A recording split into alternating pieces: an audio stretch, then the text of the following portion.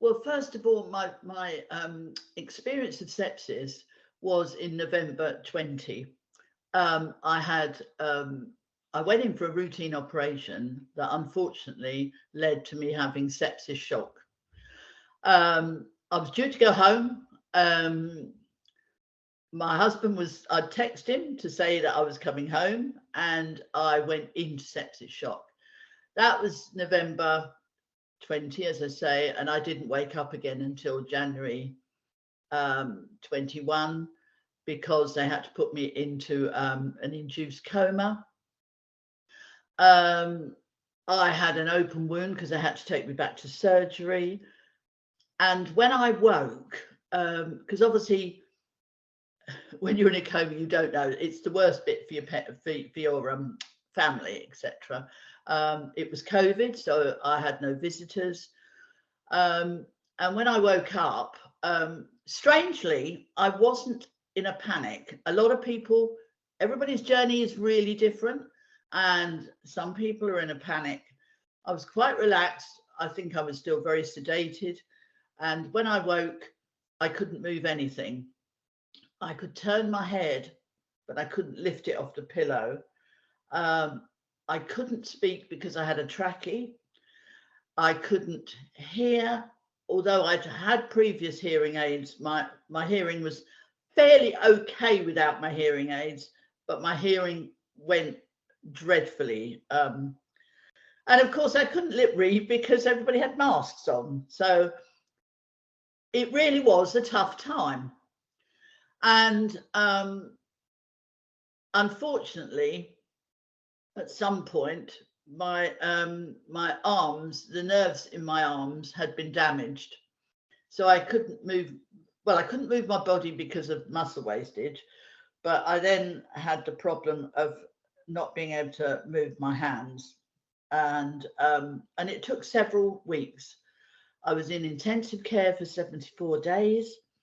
And in total, I was in hospital 5.5 months. So it was pretty dire. I had to learn to swallow. I had to learn to walk again. And I had to learn to feed myself, because this hand was, although it's still weak, I can do stuff with it. So it's brilliant. This hand, unfortunately, isn't. I've got nerve damage, which probably will be forever. But I'm lucky, because a lot of people, their journeys are very different, and they have a lot of ongoing after sepsis. That I came home at the end of April, and I needed support. I knew that because I was quite traumatized by it all. And I did go to the doctor, and I was able to not have counselling, which I needed because I'd got post-traumatic stress. But I went to a 5 Steps to Wellness group, which I started last year in January 2022. And that's when I decided to have a celebration in February, because it was my 70th birthday. So I decided, hey, I'm here, so let's celebrate, I've survived. So I decided to have some parties, which I did, but I wanted to do something instead of having presents. I mean, I say I was 70, didn't really need much. So I contacted Sepsis Trust to find out really where I could post a check off, because I actually raised in total over £600. But in actual fact, I split it between 2 charities, but Sepsis got half. So I actually spoke to Emma when I rang up. Really lovely, friendly, nice lady, who I've since obviously got to meet, to speak to more often. Anyway, she said, oh, what have we done? How have we supported you? And I went, I didn't know you had support. So I went on the Facebook page, and I looked online, and I saw all this amazing support. And I thought, I got to tap into this.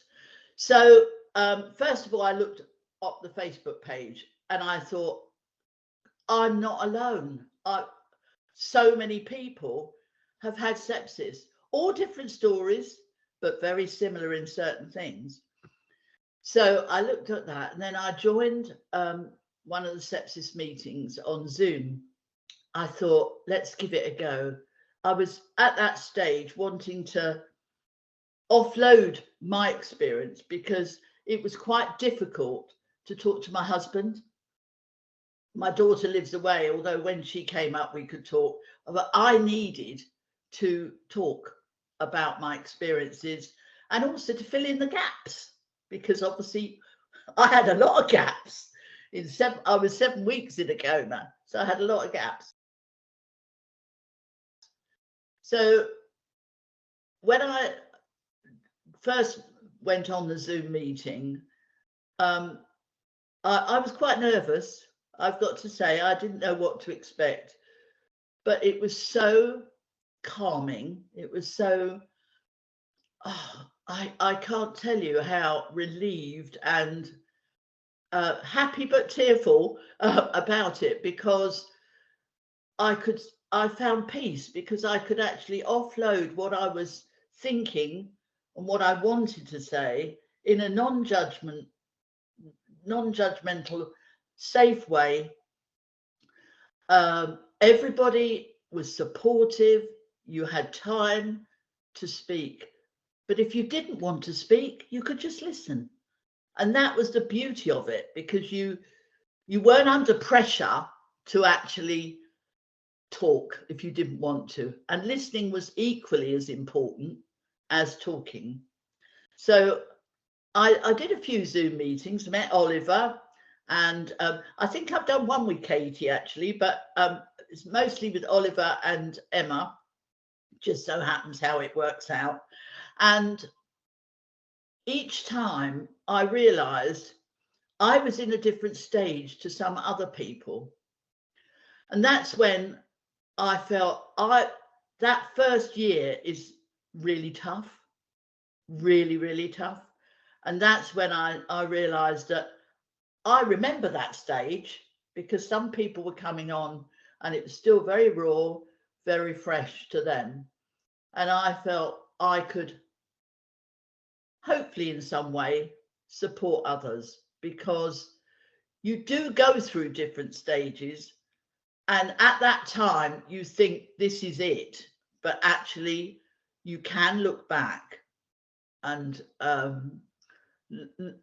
you can look back. What I would like to say is the documents you've got, the booklets. When I read the support for sepsis survivors and their families, I cried, because that was so relevant to me.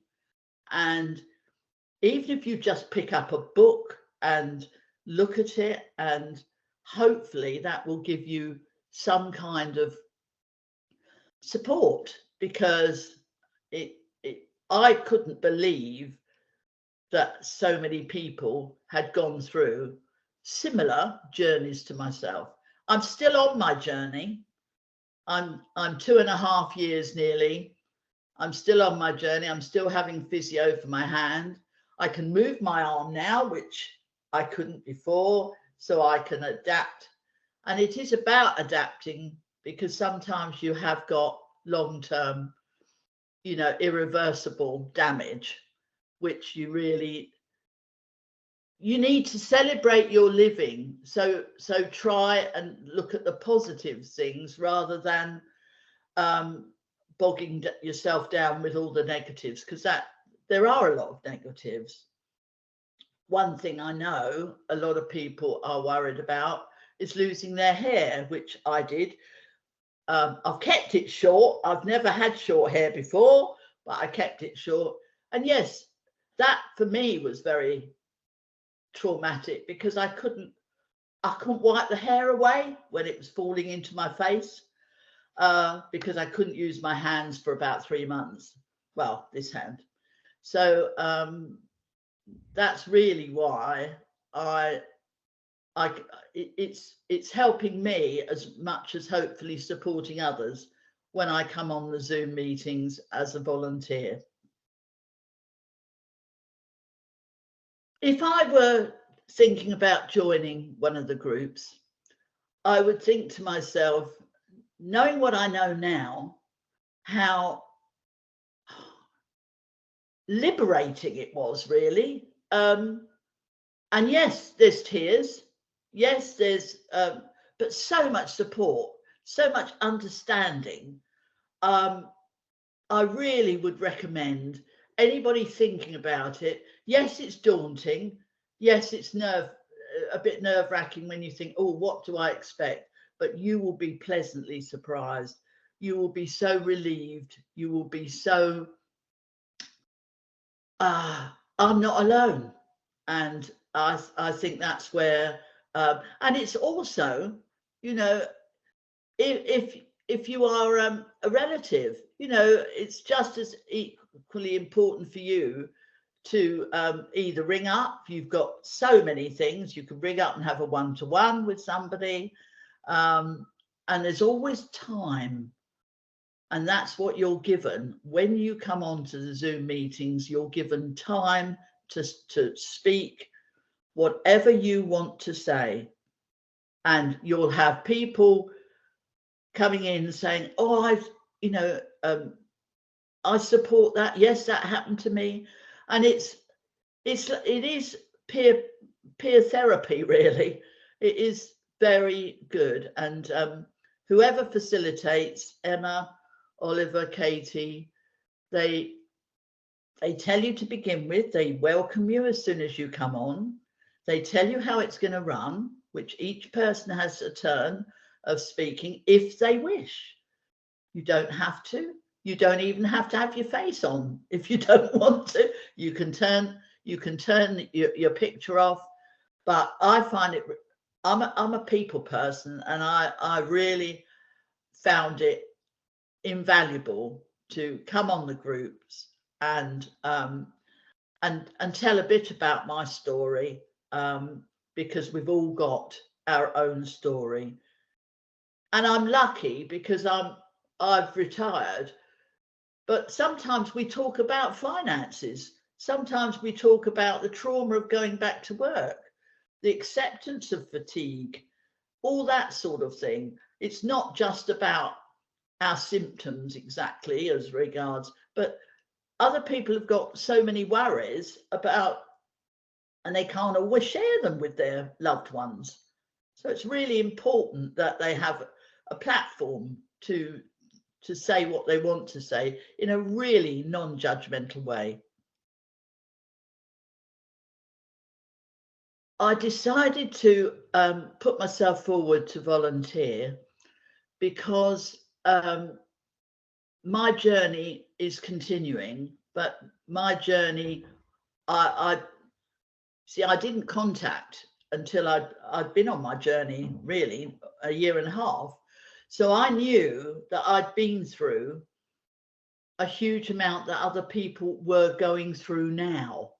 So I wanted to be a volunteer to really give support and to say to people that things will get better.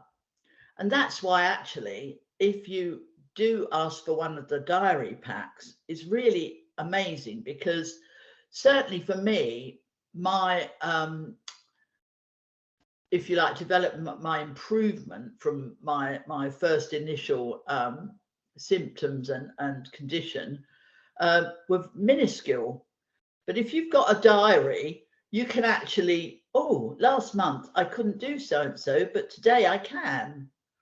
And for me, it was things like, I've only cried twice today, because last week I cried 4 times, or the previous week I cried 6 times. So it's all about very, very minuscule little hurdles that you get over.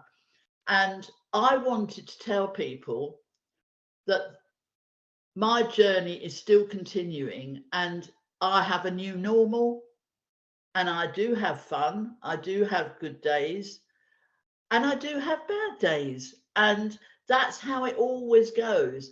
And I wanted to, I really enjoy the Zoom meetings, because when I've spoken to somebody and they've come on with they're very confused, they're very scared about their condition and where they're at, especially the young people, because you think you're invincible, and so you should be, but sepsis does take a big bashing on you. And when I come back and say to somebody, well, your hair will grow back, have it cut short to start with. Don't worry about it, because the more you worry, the probably longer it'll take. Just try and put a funny hat on or something like that. And they go, oh, wow. Yeah. I mean, I've had so many people on the Zoom support meetings that have said, oh, Karen, I can't believe it. That's great. Thank you so much. And that helps me on my journey as well as it helps them. Regarding face-to-face, I really want to do this, and I've got one planned at the end of April. It's up at the village hall, the village hub where I live. Again, it has to be somewhere close for me, because my mobility and my balance and things are still wobbly and stuff. So, but I think giving everybody a cup of tea, having a friendly welcome, because it is daunting to come to somewhere where you don't know anybody. But wherever you are in the country, I'm North Dorset, so I'm going to advertise mine, but I'm North Dorset, but wherever you are, you will get a really good welcome. There's no pressure. There's no pressure to talk. Have a cup of tea or coffee. I shall have bottled water as well and other stuff. And just come and have a chat. It may be you just want to listen. It may be you just want to come and sit for a minute and just take stock. And that's absolutely fine. But we are here, all the volunteers are here because we want to share your experience with us, so that you can have a little bit of support. And sometimes we can signpost you into different places that you may not have heard of. So I do feel the support groups, I'm just starting mine up. So I'm hoping that takes off, because for me, it's about publicising sepsis. It's about sharing experiences, and it's about supporting each other. The only thing I would say is, if you are quite shy and you don't want to be in a group setting, please ring and speak to Emma, Oliver, or Katie. You will get a very understanding, very caring, compassionate conversation with them, and they can signpost you. Obviously, on medical side, they're trained nurses from ICU, so they would but you have got so many. You've got one-to-one, you've got Zoom meetings, and you've got face-to-face. So there is something hopefully for everybody.